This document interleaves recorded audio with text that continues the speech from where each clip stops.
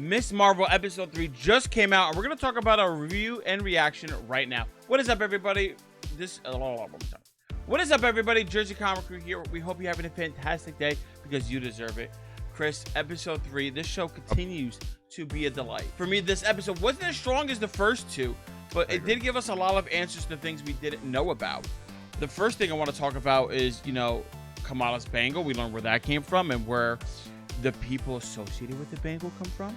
Yes. I agree with you, Rob. I like the first two episodes a little more too. And I think the reason is because there's just more of like her family hijinks in it. I think it's more teenage drama-y. And that's why I liked it more. It's more teenage drama-y. There's more school stuff. And now we're getting into the serious nitty-gritty. And it's like, no, I want more of her dad saying funny things. And I'm like, nah, just go back to school. What are you doing? It's like, you don't need you to be a evil hero right genies.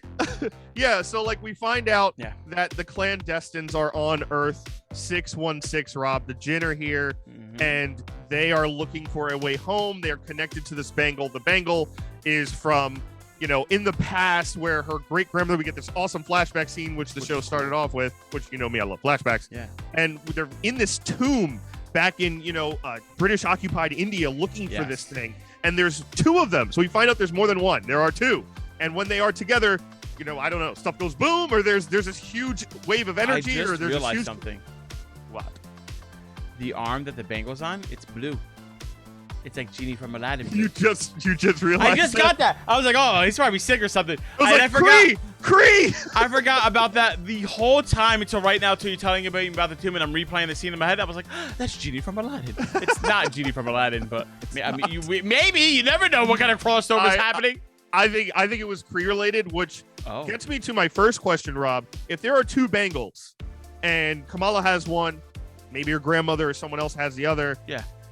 I'm thinking, are these connected to the Negabands from Nova? Oh, which interesting. we know there is a Nova project in, very early production, and Nova has these kind of bands, and obviously we have the helmet, but the Negabands, NEGA, they have these cosmic energy, radiative kind of powers in them. Do you think those are them in some type of cosmic way? I don't think it's those bands in particular. I think maybe it's based on that kind of power, and that's how the Nova Corps created, because the Jinn are as old as time itself they can be, right? They originally came from Lilith in the comics, so it depends on what kind of lore they're taken from for the MCU. So I could definitely see a world where Nova got inspiration from the Jinn with these bands, and that's how the Nova Corps got all interested and invested in making these power bands. I think that's probably why. But going back and focusing more on the Jinn stuff, when they were first speaking about these people that came from another dimension, instantly I'm like, oh, they're all the same apparently. I'm like, oh, are they Inhumans? Is this other dimension Inhumans? That's where my mind immediately went. I'm like, oh, these are their Inhumans. And when they were saying different names, I was like, say it. Like, oh, we're clandestines. We're this. I'm like, I don't know any of these words for Inhuman. Well, I don't know what any of this. And they're like, or Jinn. And I'm like, what? That's a whole different thing. Yeah. But I do like that because it's still multi-dimensional, but it's not immediate like, oh my god, we gotta get the Inhumans in here. Which brings us this whole question of like Kamala's family origin, right? Yeah. Are they all from this other dimension where the Jinns exist? Or are the Jinn just saying that to get these power bangles to get more power? And these bands were here to trap them. My mind immediately goes like, all right, if these bands are here to trap them, and yes, I'm using my genie logic from Aladdin. Deal with it. Like Jafar had to get trapped. You remember that scene? Of course you remember that scene, right? You remember that scene because of Jasmine. That's the only reason you remember that scene, by the way. One of them. Calling you out. But that gets my mind thinking. I'm like, okay, if we're setting up another like extra dimensional or like magical kind of villain and foe, my mind goes to like, all right, this Midnight Suns team that they're building up in the backhand, maybe this is something that bled over, and that's why they have to get created, because they're going to be like, okay, the Jinn were here, this were here, vampires were here. There's so many different things popping up that are magical and of the occult. We have to have a team who specializes in handling this. I don't think that they're going to combine with Miss Marvel or have any introductions. I think this is just planting a seed for a future of a team buildup. Oh, I'm thinking at the moment, personally, this is more of a hint towards the X-Men. This is way more of a hint towards that, and I'll tell you why. Because tell me why. The clandestines in the comics, they had a kind of secretive run, small run in the 90s where they were popping up in books. And the clandestines are kind of this small supervillain team organization that's in the shadows throughout time. Yeah. Right? It's like an Illuminati thing or something. Throughout all of time, there are different members with different powers and different subsets. And Jin in the comics is an actual female character. So it's an actual person that is who also true. is a supervillain. And also, their powers form in adolescence. They grow, and by the time they hit adolescence, some of their powers start to activate depending on who's a part of this team. And obviously that reminded me of the X-Men, where your mutant genes you were activated. You know, you were born with this X gene. I like this. By the time you hit puberty and adolescence, that's when they start to show. So I was like, oh, I wonder if this is a little hint of the future. And the other hint is I wonder if this connects to Shang-Chi at all, because in the tomb where they find these you know, this bracelet, this band, you look down, there's an overhead shot, and the 10 ring symbol is in the floor. Ooh, so that's some maybe. And we know this kind of has a similar power set, right? Where obviously the rings can float out and they have this cosmic kind of energy that flows within your body. We know from the last episode, Bruno said it awakened her power that was already in her, right? The bracelet reacted to something already in her. It wasn't just her mind controlling it. So there's some connection to this force. So I wonder how those are going to connect. And I would love to see Shang-Chi and Katie talk with like Bruno and Kamala Khan all day. I think it'd be a lot of fun. I like how our mindsets went to two different places. You were more focused on like the individual and their group thing, and I'm looking more at like the bigger species thing. I think that was just cool to see where the way we both took that. Interpretations, people. Yeah, going to the X-Men theory, which I like that. And it does kind of seem like, all right, these magical objects, one, are a problem. And again, that's I'm like, oh, more evidence of a magical team. But like going into magic, going into like we said, it awoken the powers into her, and like more of this kind of stuff is happening. Like Shang-Chi with the rings, awoken maybe different kind of powers in her, and maybe the mutants are just going to come naturally in our world. And instead of like, oh, they have to come in here somehow, like no, it's just going to happen naturally, and they're going to be like one of the main teams that we're going to have to deal with. And we're just so focused on multi-dimensional stuff like that. I think it's happening naturally, and we're just not aware of it. I think that's something we have to pay attention to.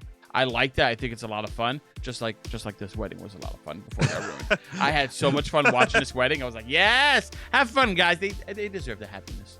Of course, yeah, because you know it's a superhero story, right? Like it's gonna hit the fan eventually. Oh yeah. And I love the wedding stuff with you know, the moms all talking and then just the gossiping. Like the dance number in the beginning was so fun and cool. Brown Jovi is my favorite cover band of all time now. Great name. And I love how he's like, we also do bar mitzvahs. We do everything. It was so good. Because like I love how that connected to like the mom and dad loving Bon Jovi and like your first song has to be Living on a Prayer. And he's like, don't talk about the Prince of Jersey. Blah, blah, blah. The Prince and Bon Jovi was the theme music for the fight when the Jin attacked. Right, it was great. It was perfect. It was perfect. Like I still don't get. Maybe you can help clear it up. Like the Jin, I know the Jin attacked, right? And then the pretty boy, which I don't really care about him. Team Bruno. Team Bruno. All day, Team Bruno. He calls him like average looking in the episode or something. Like, the very average looking guy. You schmuck. But like when he came to warn Kamala, like the Jin are coming to attack. I'm like, why? Because it felt like 2 seconds. They were like, all right, we're gonna work together, and maybe it was like they're gonna manipulate Kamala to get the bangle, cool, do whatever. And then for some reason they're like, nope, we're just gonna attack her. I feel like I missed something, and maybe it was because I was walking to get a snack. Because I'm a little hungry sometimes. You gotta pause it, Rob. You gotta hit pause. What did I miss? Did I miss something? No, I don't think you missed something there, but I think it's just they are absolutely impatient. And it's like they paid their dues, right? They've been through hell and back. They didn't start out necessarily as villains. In the comics, they're not necessarily villains too. They're kind of like anti-heroes. They do heroic things sometimes. They do villainous things sometimes, very selfishly, right? And now in this, it seems like they're following kind of that path of the clandestine. And that's how they're going forward, which I love. And it seems like, hey, they've been here forever. They're just trying to get home.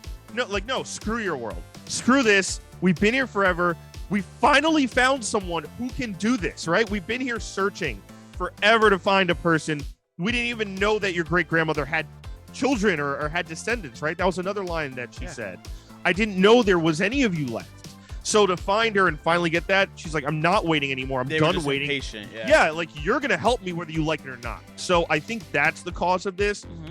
And I love the wedding and I love the fight scene too, because you could tell like whoa, Kamala's out of her depth. Like, these guys are ready to go. Like, there was a great line in the kitchen where they're like, no, we're fine. Like, they're ignoring it. They're ignoring the fire alarm, and the guy comes in and like does like a move, and she's like, "Oh hell no, I'm out!" Like, I'm out. That was really fun. I want to talk a little bit about the aftermath of the fight. Right, the fight scene was cool, and obviously we knew nothing was gonna happen. But like, damage control came at the end of the fight and like helped stop everything. And damage control in the comics is very different. They're essentially a cleanup crew. They're a glorified cleanup crew. Yeah. They come in, they clean up things, set everything right. And now it's kind of like damage control is kind of like the superhero police force, right? Which is such an interesting idea. Yeah. I don't know how I feel about damage control yet. Okay. And I'm not talking about like in terms of the show. I'm just talking about the idea of damage control doing things. Because I know they're there. They've been there for a little bit. We saw them in Spider-Man, the second Spider-Man movie, with like the items and stuff there. They were cleaning things up. And I think this show is going to be one of the first of many shows that are going to build up the damage control department. So we're going to be like, oh, all right, these are the new people, like kind of like the new Shield. And maybe they're kind of like going to take up that new Shield mantle. I don't know where they're going with this. I'm curious to see how they evolve in the MCU. I am too, Robin. I don't know whose side they are officially on yet, right? Because at the beginning, they're going after Kamala, right? Obviously, this enhanced new person that is all over social media and blowing up, and it keeps, quote unquote, saving people. They almost got her last time with the drones and stuff. But when they get there, they capture everyone else. They capture all the clandestines. So I don't know. And Kamala and Bruno slip out, which is, movie magic stuff. But that is like, do they think they are the people? Do they think they're connected? What's going on there? So I don't know if they're there for control or they're there for their own agenda. I have a very small underlying inkling that at least one of them is a Skrull. And I think it's the female agent who we saw like bust into the mosque with with her shoes on, and she's very, from like, Orange is the New Black. Oh, I didn't even know that. So like she comes in there, she has the shoes on, very disrespectful, kind of just barging in, not caring. And she seems to me like she could be a Skrull. I think that there's going to be some type, I don't know if it's a major or minor, but I think there's going to be a tie-in to Secret Invasion in this show at some point. I wonder if it's the DODC now, because they're in there kind of just like to add a little bit of annoyance, right? We have our plot now, right? We have our plot. The clandestines are here. We know what they want. Kamala's getting her origin story. There's the conflict. The DODC, where are they going to kind of tie into this? So I think that may be the hint for stuff going forward, MCU, other property stuff, and maybe some more Skrull stuff. Yeah, I can't wait for the next episode. And obviously Kamala's going to meet up with her grandmother, and she saw the train too, because I think maybe she has the other bangle or some kind of connection of powers. I think she has the other bangle. I'm excited to see. Guys, we want to hear your thoughts and theories down in the comments below. What did you think of Kamala Khan episode 3? Well, I should say Miss Marvel. That's her superhero name. And what do you think is going to happen next? We're dying to hear your thoughts. And guys, thank you so much for watching. Give us a thumbs up, like it really helps the channel out a lot. If you're new, subscribe, turn on notifications. You know what to do. You don't want to miss any more of our coverage of Miss Marvel, as we are halfway through the season already. Yeah. And if you missed anything, make sure you check it out right here. And as always, I'm Chris Heller. That's Rob Moran with the Jersey Comic Crew, and we'll see you next time.